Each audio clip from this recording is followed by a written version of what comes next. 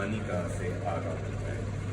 और कराची के तकरीबन 60% की पॉपुलेशन दरिया सिंध पे डिपेंड करते हैं, बाकी 30 से 25 कभी 15% अब डैम पे डिपेंड करते हैं। मगर कराची में this is a very big issue कि कराची के का पानी किधर है, क्योंकि कराची के अंदर भी कुछ 60 कुदरती पानी के रास्ते हैं।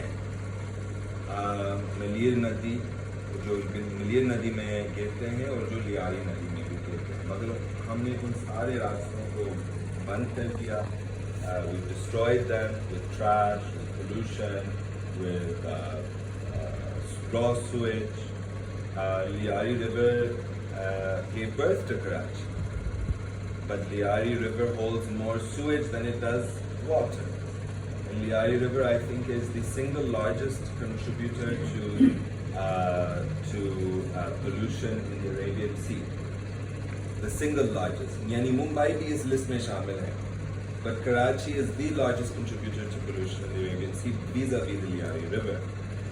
So obviously हम लोगों को समझाने की कोशिश करें। मुझे लगता है कि काफ़ी कराची के रेजिडेंट्स भी समझ रहे हैं कि जो सिंध में मसले मसाइल चल रहे हैं वो हमारे ऊपर यानी कराची सिंध का हिस्सा है, मगर जो लोग इसको अलग समझते हैं अभी वो रियलाइज़ करें कि एक्चुअली हम अलग नहीं हैं।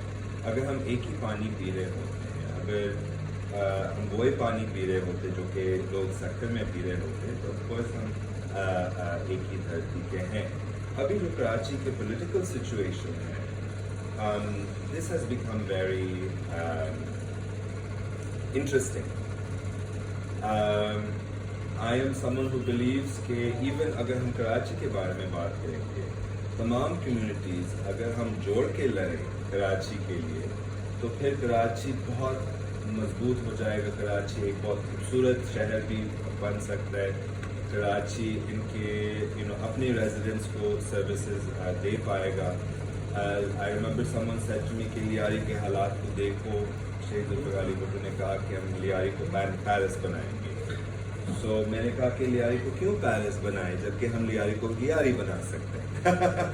अगर हम लियारी को ठीक कराएंगे तो हमें इसका कोई और we don't have to give it any other name because Lyari is beautiful, Lyari is old and the people of Lyari deserve services, the people of Nazimabad also deserve services, the people of Suljani town also deserve services. Karachi is a continent in a city.